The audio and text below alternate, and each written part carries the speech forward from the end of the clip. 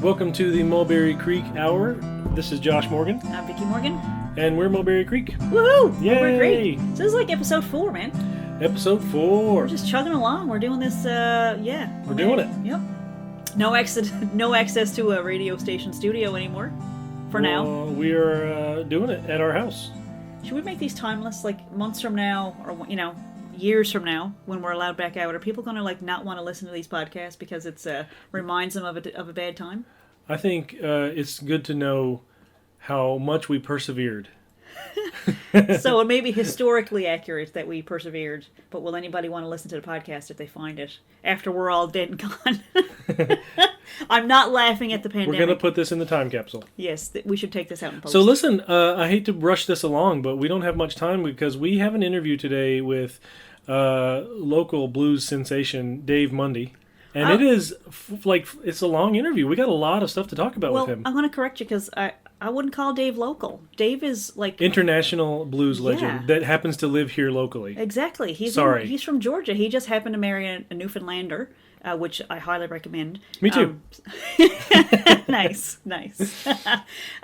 So yeah, Dave's awesome. We really love Dave. Yeah, it's a good interview, and we did it over Zoom because we are social distancing. So he was in his house, I was in one bedroom, and Vicky was in the office, and we just chatted. Which is how we live. That's just how, we're social distancing in None our house. None of us had shirts on. It was awesome. But Zoom, it was awesome. All this thing about Zoom bombing, I know that's a whole thing. But not an issue because there's all these security measures in place. Yeah. So it's super easy to do it. So we love it. So we've just expanded beyond. We are not limited to the shores of Newfoundland at all. We can interview anybody from anywhere. So Anytime. We figured out how to use Zoom. Oh, yeah. At midnight, 2 o'clock in the morning. Musicians are, a wild bunch. So they don't always go to bed early or get up early and we're all at home now. So we got an interview with Dave Mundy coming up very soon. That's and awesome. That was a lot of fun. And we are going to do another Mulberry Creek song. Yeah, and this was the first song that Vicki Morgan ever wrote. So I'm going to put a plug in here because I did read one time or saw it somewhere that when you're first starting out doing these creative things that you're going to, no matter what you start off with, you're going to cringe when you hear it later or when you see it later. So that goes for your first film, it goes for your first book, it goes for your first song. And so this one is like, oh my God, it feels like a lifetime ago that I wrote this song. But it was 6 months ago or something? Yeah, I guess so. It really feels like a lifetime. It's really good though. Well, thank you. I enjoy it. I enjoyed writing it. I wrote it on my birthday. I turned 42 in 2019, and I got up because I think I had a kind of a crappy birthday, so I got up and couldn't sleep and just thought, I'm going to pick up a pen and a piece of paper and I'm going to write with my left hand and see what comes out. And that creeps people out. I'm not sure why, but it was so much easier to write it with my left hand. And the first 5 or 6 songs I wrote were with my left hand, and I'm right-handed, so that's a little kooky little thing about me. But it turned out really good, and everybody's going to hear it now on the Mulberry Creek Hour for the first time. And and we'll be back after that song with our interview with Dave Mundy, and we talk about homeschooling and homestead farming and he's awesome. His musician journey from Georgia all the way up here to Newfoundland. Yeah, he's pretty incredible. So shout out, before we do this song, shout out to Josh Morgan for calling up our buddy Sean Panting and asking him to record this. And thank you again, endlessly, to Sean Panting for calling me a musician. Yeah. I was kind of shocked and uncomfortable, but he said, well, of course you're a musician. And then we recorded this, so I hope you like it. So here's Lonely Strings by Mulberry Creek.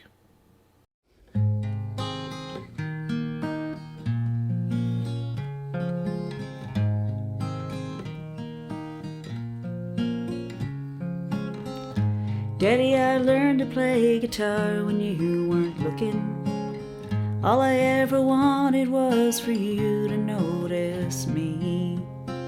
I ran with the boys, skinned my knees and made some noise, but nothing was ever good enough, you see.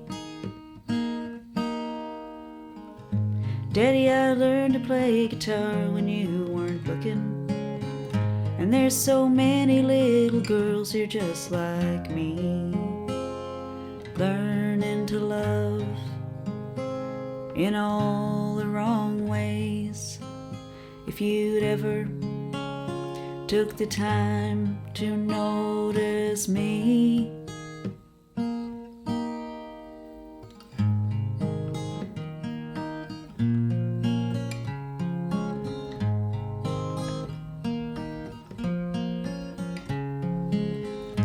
Daddy, I learned to play guitar when you weren't looking.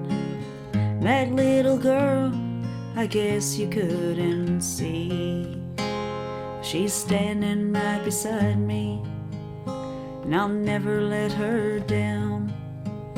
And I'll tell her what you never said to me.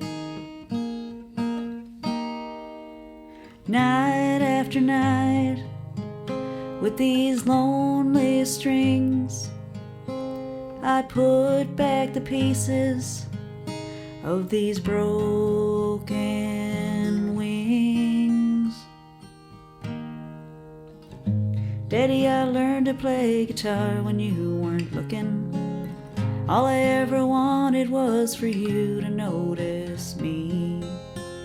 I ran with the boys, skinned my knees and made some noise, and I was always good enough, you see. Daddy, I learned to play guitar, why weren't you looking?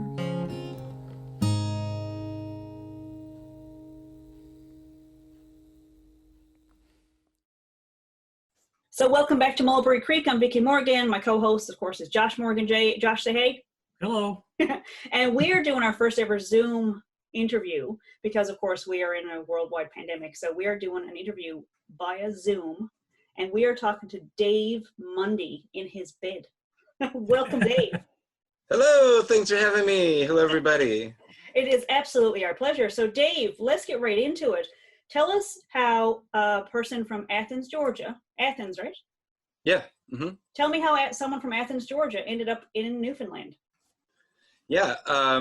You marry a Newfoundland gal, and and then you try to work out immigration, and that's what happened to me. And that was 9-10 years ago now. Wow. Oh, well, she's 11 years ago now. We're going to be married for 10 years coming up. Well, I'm going to say welcome to Newfoundland anyway, even though it's been 11 years. Yes, thank you. Glad to be here. I still feel like I'm just now, it takes a while to get settled into a place like this. Of course. So Dave, of course, you're multifaceted. There's a whole lot of stuff that I want to get to. And of course, Mulberry Creek, we're looking at musicians and talking to your creative process and stuff like that. But you have like all these other things that are so fascinating about you. First of all, you're a farmer. Let's talk about your farm. Yes. The in-laws, I'm lucky because they have 5 acres and about, a quarter of it's arable. And the father-in-law and I built a beautiful greenhouse, and you'll get to see that in the little clip that I gave you, right? Yep. Yeah, we built that together, and we've been pumping out veggies and that. And it was just a win-win because they had a little bit of land, and they were getting tired of having to. It's a hard place to farm, and yeah, you can attest. That is a fact. I was shocked to hear that you farm here because the main, like the Avalon, or is it called the Eastern? I don't know. I'm not good with geography. Apparently, once you get outside the main city, that's when you can kind of get in past 6 or 7 inches into the ground. So I'm shocked that you have that much farmland here in the region that we're in. Yeah, we buy a lot of compost, and we try to make some. Like I collect about 200 bags of leaves from the city and bring them to Portugal Cove every fall just to help make more compost. Yeah. So what do you do with what you harvest? I used to do farmer's market, and then I kind of wisened up a little bit to getting it to where the people want it, because I'm kind of I'm an organic farmer. I'm a one-man show, so my name is all over this produce. I clean it really well, I package it really well, and so I go down to chinched mostly. I used to do blue. Unfortunately, I don't think they're going to be around anymore. Blue on water. Oh no. Yeah, they felt a lot of businesses are feeling the strain of this pandemic.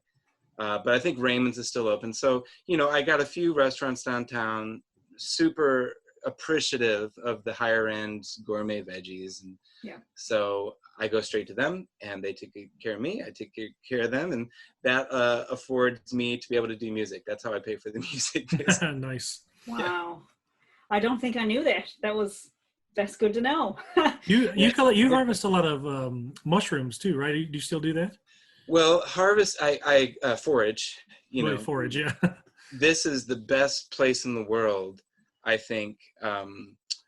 Well, since where I've lived, where you can go out and just get hauls of forest mushrooms.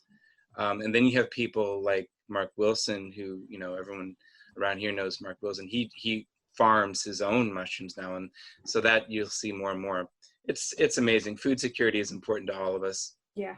And something, Dave, I would imagine people are going to be just flocking to you for this kind of knowledge as we're moving forward, because Newfoundland, there's a big push for Newfoundland to be more self-sustaining as we're going forward. And we've learned a lot in this past month since we had to rely on everybody else, right? That's right. Yeah. And it is possible, this is something I'm learning as well, mostly from you, that it is possible to have really good produce here in the province. It doesn't have to be all shipped in and trucked in and stuff like that. So those are really good creative solutions really to problems that have been facing Newfoundlanders for hundreds of years. So. And for our listeners, it's all coming around again. Sorry, Josh. For our listeners in the South, produce is what we call produce up here in Newfoundland. Yeah, Josh will be our translator, as we do have an American. We have a Southern guest today. That's right. And I do remember being at a gathering where there was a big reveal that Josh had been telling people about sweet tea, and that was like a no-no for the Yankees to find out about sweet tea. Is that? You didn't give her the recipe, did you? No, we know better, Josh. We know better. I'm from down south as well, and it was really neat to connect with Josh. You never know who you're going to run into up here. Yeah, that's true. And if I recall correctly, the reason we connected was because of a homeschooling group. Because we all homeschool. That's right. And we have. That's right. We're do-it-yourselfers. Well, this is it, right? And I remember when we first met, I got an email from you, and you told me that you were a professional musician. And I was like, Josh, we have to talk to this guy. He's a professional musician. I was so so intimidated and excited and all this stuff. And here we are, we only met I think last summer, and here we are, we started a band and all these other things. And of course, we're not here to talk about me and Josh. We do that in the first half of the show. Tell us about tell us how you started out in music, because you're not only a professional musician here in the province, but you have a background in music as well, in music education, right? Right. Well, so I went to college as a music conservatory down in DePaul University in Indiana, and that was a great experience. I was in another band that was just put together by friends, and we eventually just dropped out of college and went to Athens, Georgia, to keep the band in an environment where we could have a little bit more fun and test our chops even more. Athens is a wonderful place because of all the musicians flock there. Just like football fans, musician fans flock there as well. So we were in to kind of test our abilities a little bit in a bigger pool down there, and we had a great time. But I still today use all the stuff that I learned in the music conservatory and all the theory and all the composition, and it always helps. So that was my beginning, and then that band broke up about 3 months after we dropped everything and went down. And then here I am working at Bennigan's in the kitchen, and eventually doing drums for anybody and anybody. I think I was drumming for 3 or 4 different outfits. One was country, one was pop, one was rock, and then after that, I got really sick of carrying my drums around. The gigs, the venues were so tight. You were the first one there, you're the last one to leave. Drumming is a thankless job for the most part. And I didn't mind doing it. I loved it. The ear training was amazing because you're really there to listen to the band and keep the whole band kind of together. And so when I decided to ditch the kit, you know, harmonica to me was a no-brainer because I could put it in my pocket. It was the best thing in the world. Yeah. No one else was doing it. And I've always had a huge appreciation for not just blues, but gospel and almost any kind of African American music out there. I love R&B, you know, and so yeah, that's how I got into blues, and that was 1999, so Wow. almost Wow. 20 years ago, over 20 years ago. So just was drums were your like instrument that you were studying at the conservatory, or was it like Percussion performance major. Percussion performance. Wow. So timpani, xylophone, marimba, and then I had to be drum kit for a jazz band and for you know, percussion ensemble and all this other stuff. But yeah. So were you a studio musician as well through that time? Did you help other people with their albums as they were I going did. through?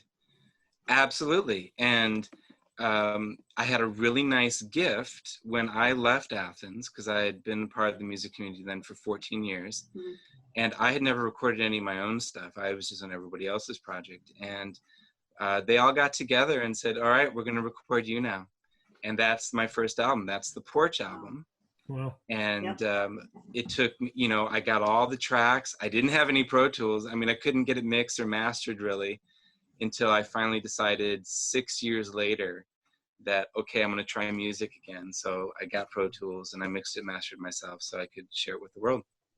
Wow. So how did you figure out how to do that? Okay. YouTube. It was hard. It was really, really difficult for me. And that's why it took 6 years, because I was not computer savvy. I'm still not computer savvy, but I'm getting better. Mm-hmm. And so I went to, what was it? There was these online, it was some website where you could get these like classes, and it was like $25 a month, all you could learn. And they had courses on Pro Tools, and I just went at it for a month really hard. Wow. And I got just enough to make something sound just good enough to print. So you went in knowing what sound you were what you wanted. You were the Pro Tools, just, you know, you figured out how to get the sound out of what you were using, right? Like you had an ear for what you wanted it to sound like.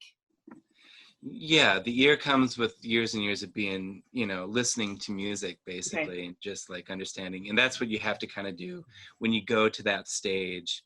You have to be your own producer, which means you have to kind of like, and most people will say, just pick an album that you really like the sound of and go for that, you know. So how different is an album from the first time the tracks are laid down, to mixing and mastering? Like how important is mixing and mastering? It really depends on the quality of your recordings. And I was recorded in a really nice studio, so that was great. And the musicians were top notch. There was hardly any mistakes, you know. So I didn't have to do a whole lot of editing.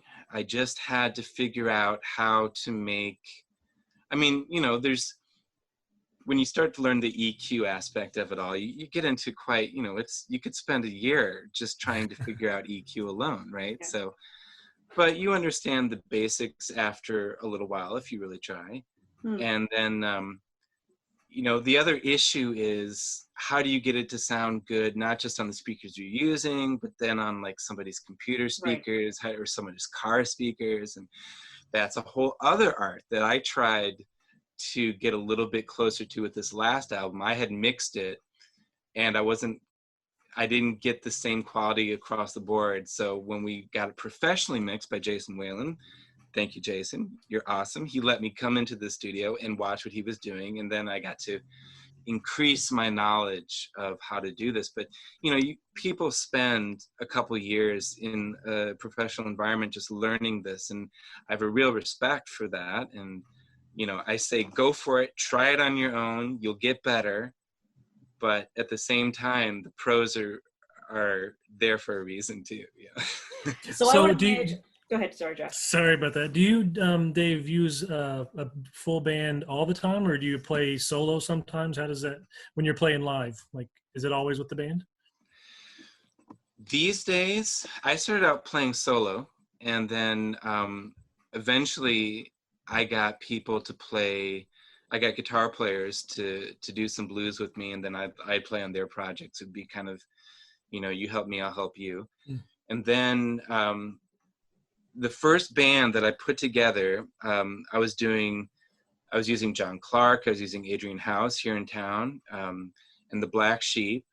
And Don Mauer was like, this is really great. The two-piece is great, but what you're doing, the R&B and all that, really wants a full band. I was like, okay.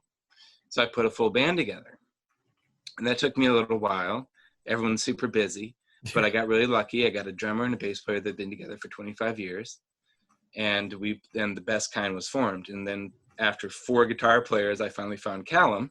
Wow. And he was willing to stick around for a while. And that was wonderful. And the full band is great. So now I do 2 acts. I do a full band act, Dave Mundy and the Best Kind, and I do Dave Mundy and Callum Latta, which is the acoustic Delta blues, which it's a totally different sound. And I love both. I don't think one is better than the other by any means. Sometimes I really like the dance vibe and I really want to, shake it down. Other times I really like the soulfulness of when things, you don't have to compete with the drum set, when dynamics can go from a whisper, to yeah, and it, having that contrast can be really soulful and get people to feel it just as much as blasting it in their face, right? So both are great. When you have the 2-piece, though, it's definitely a little bit more doable. In other words, you get more gigs. There's more places to play. Yep. You don't have to split the pay 4 ways. You get to split it 2 ways. So there's a lot of advantage to doing a 2-piece. And this album, the new album coming out, is Callum Latta and Dave Mundy, the duo. And it's nice. not, I write a lot of the songs, but then Callum goes right there and does so much guitar. I don't tell him what to play on guitar. So it's a total collaboration. Nice. Yeah. So just out of curiosity, you mentioned when you play with a full band, do venues not pay more for the bigger group? Like, do you have to split it the more people that are in the band? Just as for newbies starting out, I'm just curious. Oh gosh, every venue is different.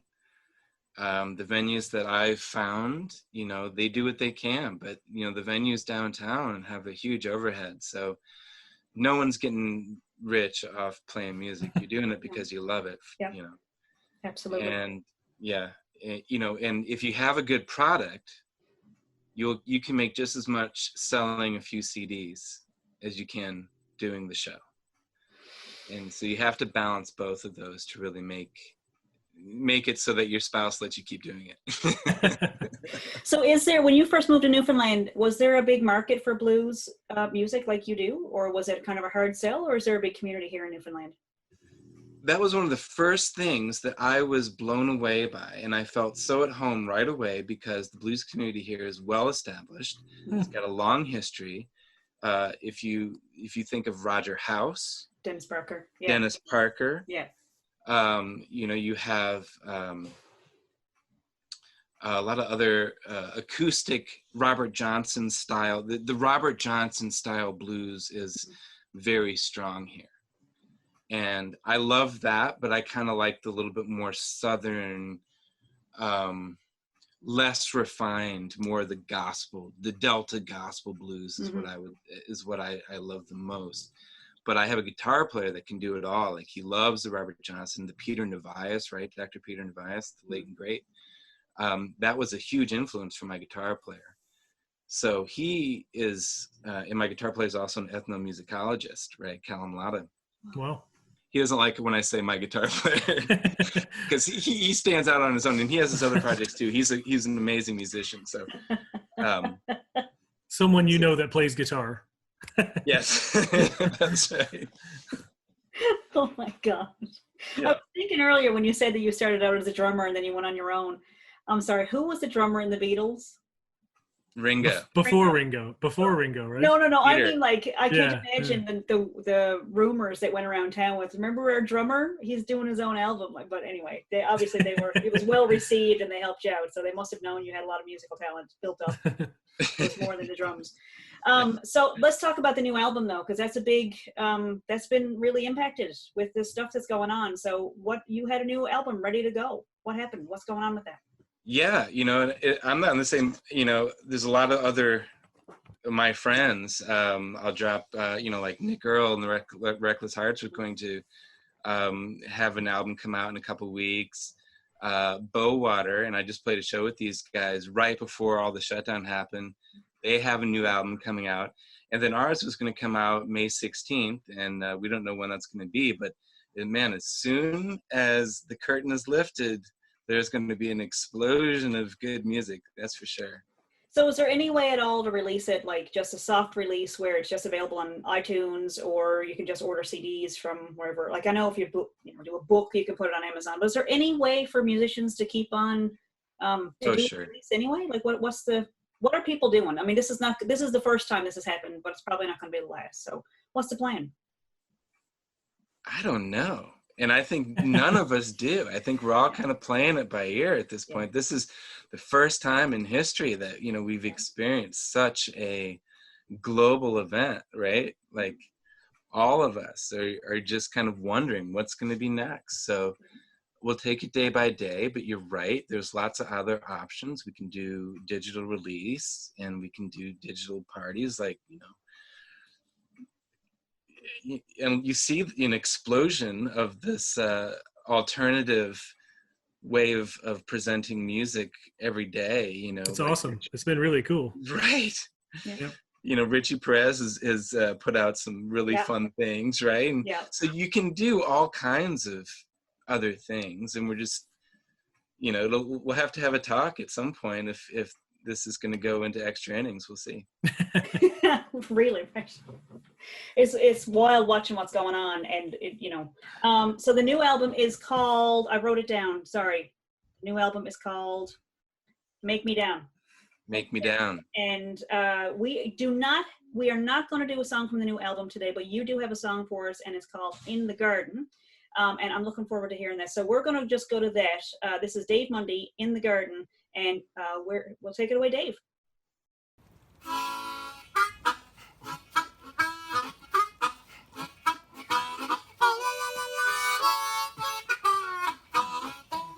Don't try the door, just come round back. If it's a day at all, that's where I'm at. I'll be in the garden. Phone's going off like church bells. I'm sick of them emails. I'll be in the garden. Well, I won't be here. I'll be in the garden. I won't be here. I'll be in the garden. I won't be here. I'll be in the garden, closer to my Lord.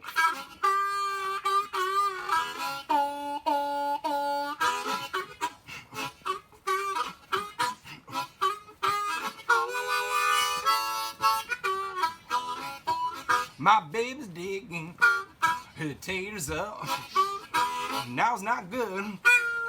Try next month. I'll be in the garden. Got my love root, my peas vine. I got a whole row of doing fine. I'll be in the garden. Well, I won't be here. I'll be in the garden. I won't be here. I'll be in the garden. I won't be here. I'll be in the garden, closer to my Lord.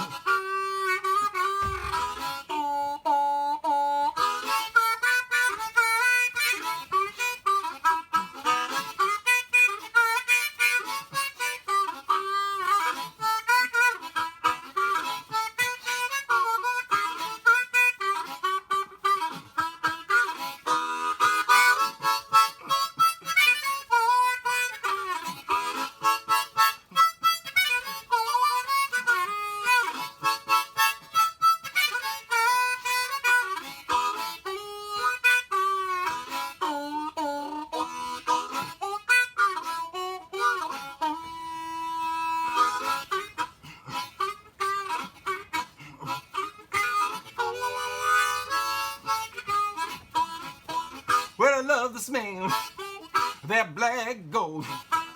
You can Instagram my compost. I'll be in the garden. Well, we're gonna reap just what we sow, but nature gives a whole lot more. I'll be in the garden. Well, I won't behave. I'll be in the garden. I won't behave. Be in the garden. I won't behave. Be in the garden, closer to my Lord.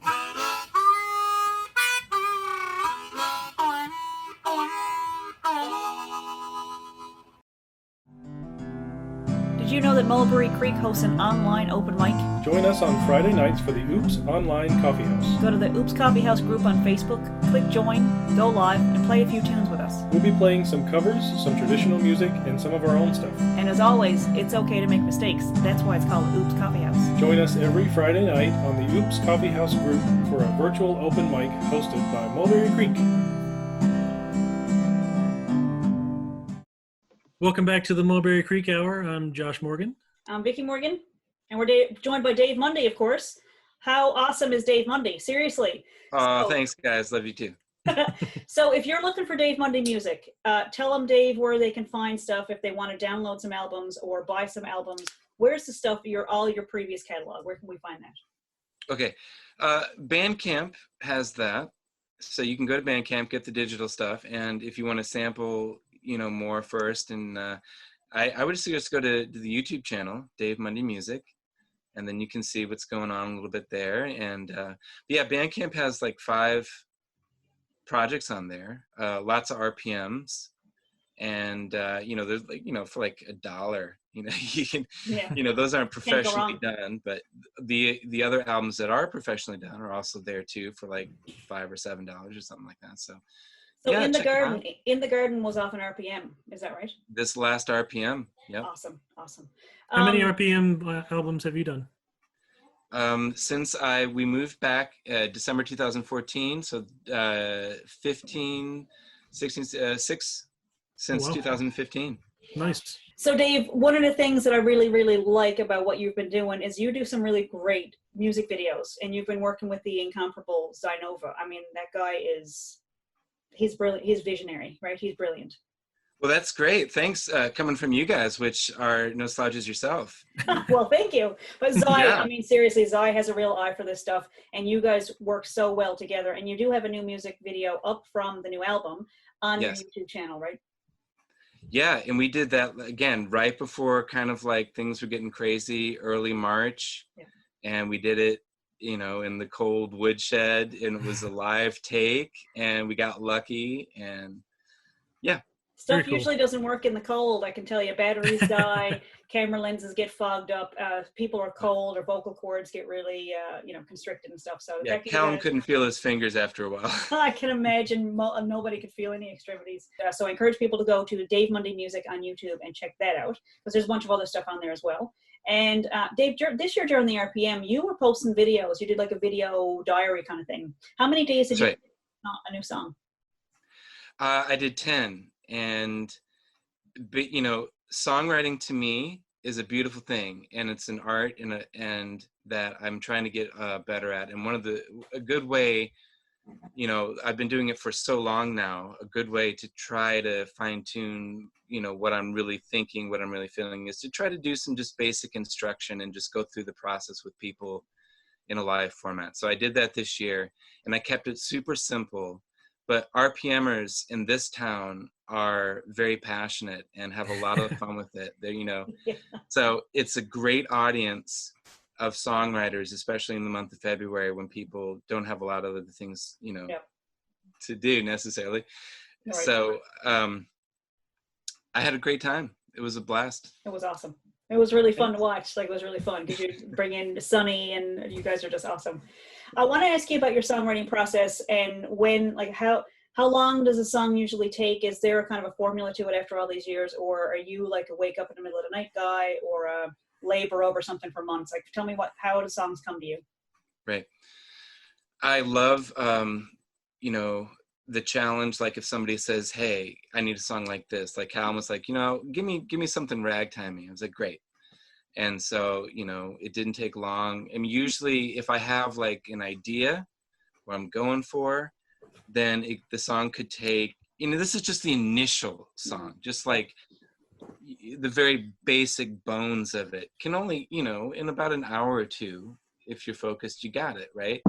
Lots of repetition, lots of, for me, there's usually a couple phrases that are just, wow, that's a cool phrase. That's a way that, you know, that in itself implies a certain musicality. And then you say the phrase, you know, try a few different rhythms to the phrase, you try a few different inflections to the phrase, and then put that in the context of the kind of song you want to write, like whether it's a more of a gospel or more of a dirty blues or more of a R&B, or, you know, those are the genres I love the most. But I'll also write like very simple, pretty folk songs, you know, or like Paul Simon-ish or Peter, Paul and Mary, you know, whatever.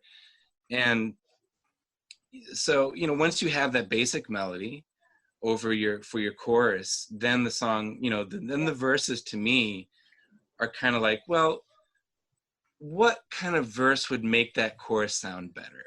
You know, what'll be just enough contrast so when I get to that chorus, or when I get to that, and sometimes it's the other way around, sometimes the verse is really strong, I'm like, okay, now what kind of chorus would really go with that verse? So I think about it in those two main structures, like a verse and a chorus. But then there's also, you know, you can you know, like pop music today, you got pre-chorus, you have you have you know, the bridge, and you have the, you know, the intro and the extra, and you have the, you know, lots of little other parts in there. You know, the formula, there's a formula that they use on the radio, and I've been to enough songwriting clinics and stuff where the pros are telling me, you know, at the 2-minute mark, you have to have something very different and very exciting to the listener, because ears get bored. And so you're taking in all this information, and, you know, that's fine, you know, but the bottom line is you have to sing it over and over and over to yourself. So you have to be the one to say, okay, that suits me. So if you want to write a song that's verse, chorus, bridge, chorus, that's still okay, right? Like that's still the Totally. That's what you're saying. Yeah, it's up to the person that has to sing it every time. Amen. To make that call, right? Yeah.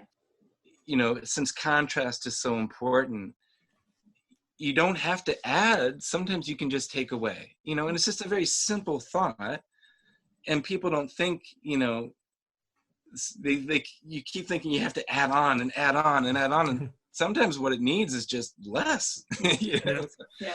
So just a simple thought like that can unstick people. And, you know, when I write a song, it has to evolve, you know, because I evolve. And if I'm singing it, you know, I want it to grow. You know, I don't want to just, you know, I try to encourage myself to grow. You know, I'm not a stagnant soul. I'm an evolving soul. So my songs have to share that journey with me, whether they like it or not.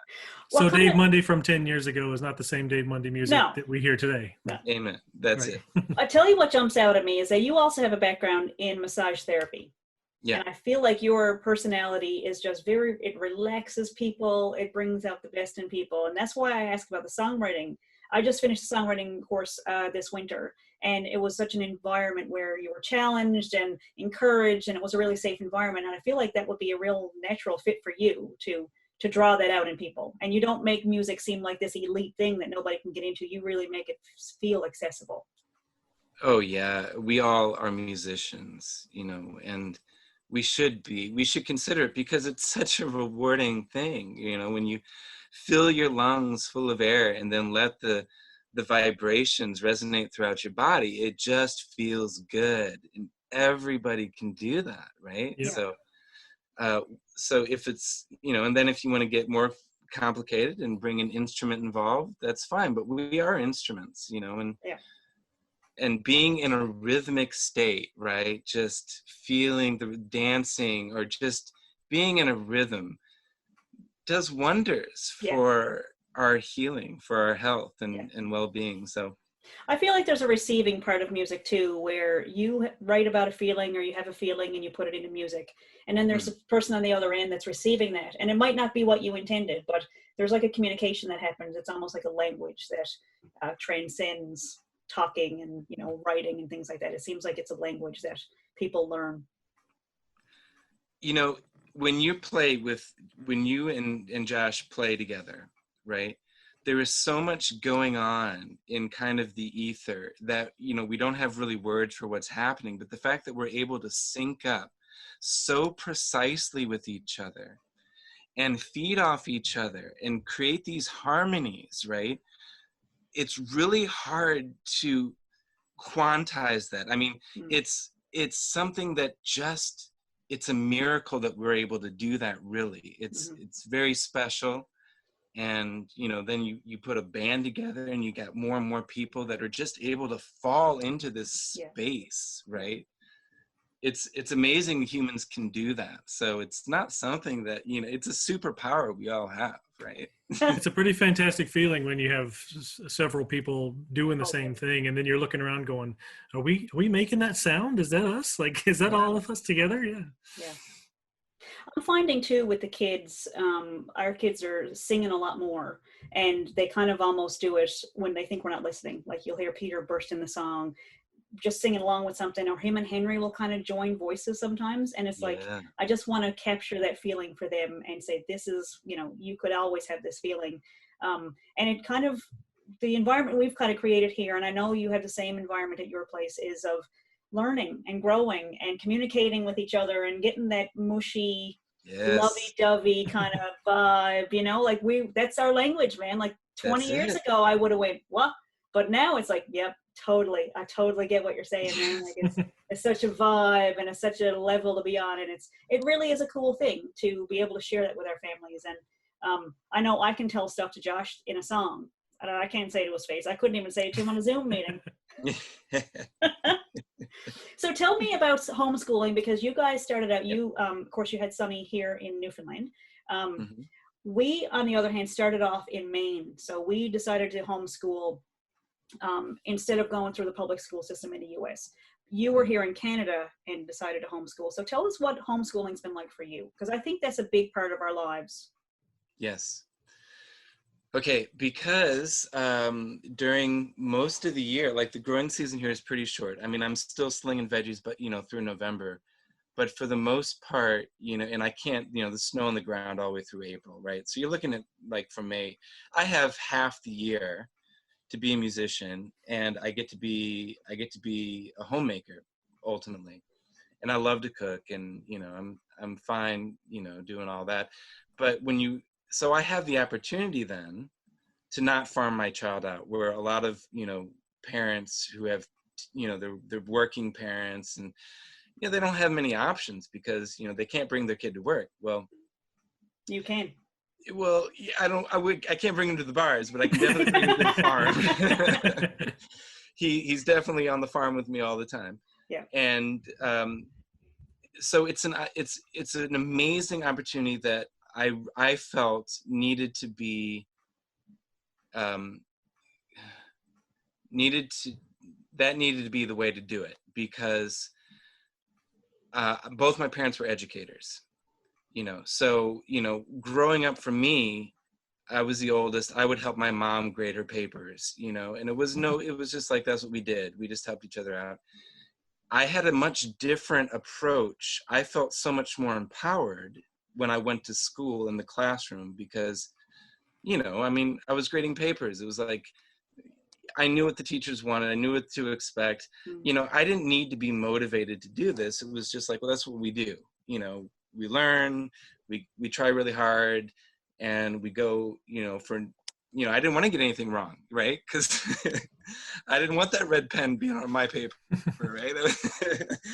You didn't want a 10-year-old somewhere marking your stuff wrong.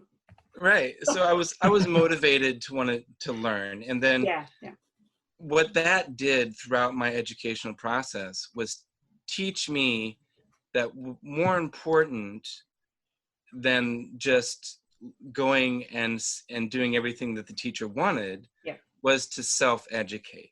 That's more important. So my parents were really good about encouraging us to just figure it out and find the resources. And I was in really, really good schools. I was in a private Jesuit high school, all boy. And, you know, there was very few distractions. They prepped me for Yeah. college. I went to a Jesuit high school too. It wasn't private, Right. but close to it. Yeah. Yeah. Distractions were limited. Yeah. You know, and they prepped me so well for college. First year in Yeah. college, I was pretty bored, you know, but what it did, you know, I just immediately was like, okay, well, I'm going to find the professors that I can relate to. And, you know, so I just did my own thing. I just went to them. I would go to the coffee houses. I would learn so much more in the coffee houses, talking to my professors, than I would in the classroom. You know, I would go to them with questions, and, you know, they didn't have an agenda outside of the classroom as much. So they could answer, like, Be human. they could take their time. And, you know, I didn't need a whole lot from them. I just needed to know what they were reading, like really reading. I needed to know who they were really talking to. And then I would go to the source. And that's kind of the way I think education should be. I think we should be educated to teach ourselves instead of being institutionalized to the point where we're not going to be motivated unless somebody threatens us with a bad grade. Right. And the busy work, because you're only doing the work in a 6-hour day in a classroom. You're doing busy work so that teachers can be with the 25 other students there, and that just doesn't work for our kids. I know it's definitely not. So right. I mean, I have time. nothing against the school system here or Not anything, at all. but No. you know, I like really having that opportunity to challenge Sonny, and he likes being challenged. Yeah. You know, I mean, it's a little hard at first for him, but he really loves at the end, you know, being able to read what he wants to read. He really likes being able to write the letters he wants to write, you know, and he's not even 8 yet, you know, and, you know, but he feels more empowered in the world, and that's the job. That's the point. Right. Yep. Perfect. Now, Sonny has been showing some signs of musical, so he's got some interest in music as well, right? Yeah, you know, monkey see, monkey do. That's how kids are. So, you know, and he'll give great little head rubs because both his mom and I are massage therapists. Right? So, you know, and he'll get in the kitchen because he sees me cooking all the time, and you know, so it's whatever he sees us doing, he's gonna want to do. So. I think things that you're passionate about, because we have the same life over here, even while we're, you know, self-isolating and social distancing. The kids are in the kitchen with us cooking. They're trying to sing along with the songs. They're making videos.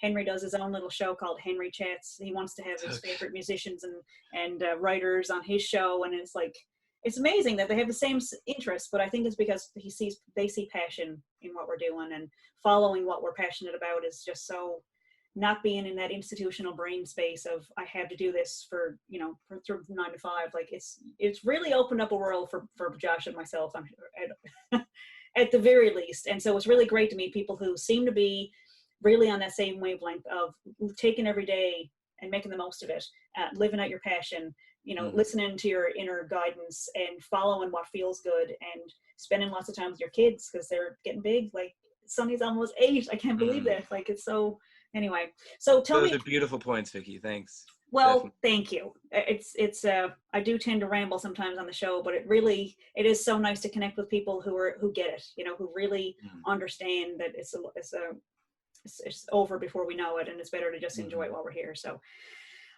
Josh, do you have any more questions? I think that covers everything. I think we've hit on everything. I think we've solved all the world's problems. And so, of course, the new album, we'll keep an eye on that. Keep us posted. Let us know when the new album comes out and come back on the show. Let us know where people can find it. It's the original date was May 16th. For now, that's postponed. But you can get all the rest of Dave's catalog on Bandcamp.